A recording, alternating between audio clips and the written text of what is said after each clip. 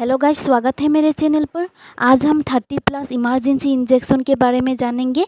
तो सबसे पहले हम हार्ट रेट इंक्रीज़ करने के इंजेक्शन के बारे में जानेंगे।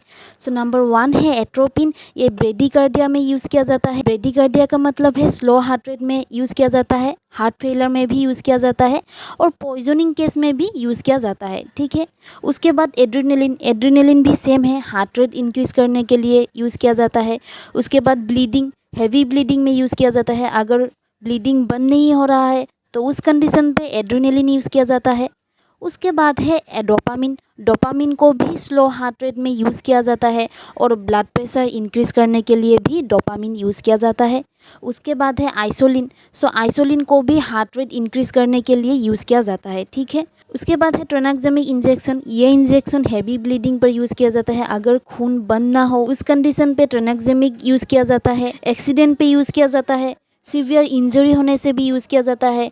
उसके बाद और एक इंजेक्शन यूज़ किया जाता है, वो है एड्रेनलिन। एड्रेनलिन को भी ब्लीडिंग स्टॉप करने के लिए यूज़ किया जाता है। ठीक है।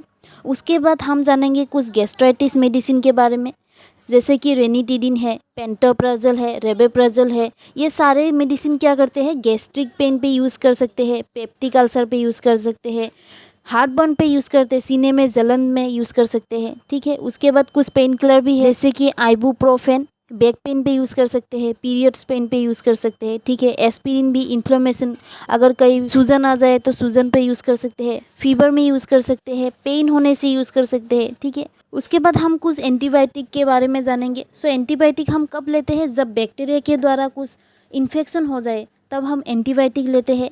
जैसे कि हम अजीथ्रोमाइसिन ले सकते हैं, ये throat infection, skin infection, ear infection, STD यानी कि सेक्सुअल ट्रांसमिटेड डिजीज़ पे भी, जैसे गोनेरिया पे हम ले सकते हैं। ठीक है। सिप्रोफ्लॉक्सिन को ले सकते हैं। सो ये चेस्ट पेन में ले सकते हैं, न्यूमोनिया होने से ले सकते हैं, ईयर इन्फेक्शन पे ले सकते हैं, आई इन्फेक्शन पे भी ले सकते हैं, एसटीडी पे, सेक्सुअल ट्रांसमिटेड डिजीज़ होने से भी ले सकते हैं।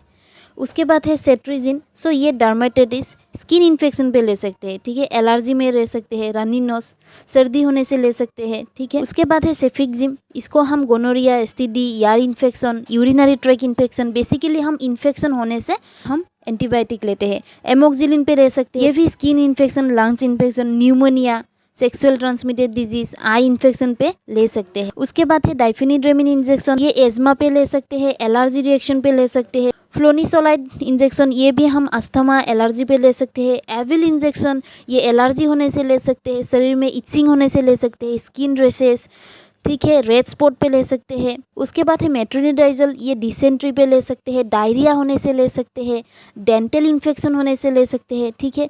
उसके बाद है क्लोरोक्विन। सो ये बेसिकली हम मलेरिया होने से लेते हैं, प्रोटोजोआ इन्फेक्शन होने से लेते हैं। ठीक है। उसके बाद हम कुछ एंटीमेटिक ड्रग्स के बारे में जानेंगे। इसका मतलब है वोमिटिंग होने से हम क्या क्या ड्रग्स ले सकते हैं, जैसे कि ऑन्ड्रोसेट्रॉन, मेटोक्लोप्रेमाइड को ले सकते हैं, ये वोमिटिंग होने से ले सकते हैं। नाउजिया, क्रैम्पिंग, हार्ट बर्न जैसे सीने में जलन पे ले सकते हैं।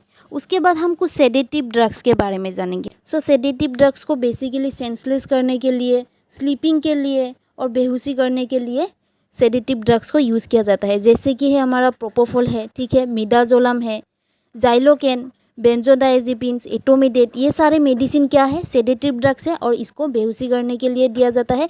जैसे कि सर्जरी में यूज़ किया जाता है, सर्जरी से पहले इसको यूज़ किया जाता है। कुछ ड्रेसिंग करने के लिए भी कभी कभार यूज़ कर देते हैं, ट्रीसेस करने के लिए भी यूज़ किया जाता है। ठीक है।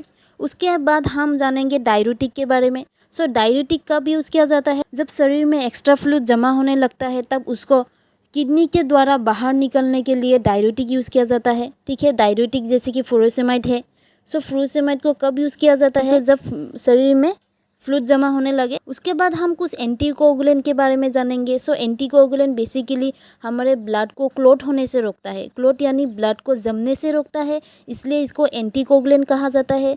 जैसे कि हेपारिन है, एनोक्सोप्रिन है। सो ये सारे मेडिसिन को हमारे डीप वेन थ्रोम्बोसिस होने से रोकने के लिए दिया जाता है और हेपारिन हमारे शरीर में नेचुरली प्रेजेंट होता है। ठीक। सो गाइज बेसिकली हमने 30 से भी ज़्यादा इमरजेंसी इंजेक्शन के बारे में डिस्कस कर लिया। आपको अगर कोई भी डाउट हो तो कमेंट कर दीजिए। आज के वीडियो इतना तक ही।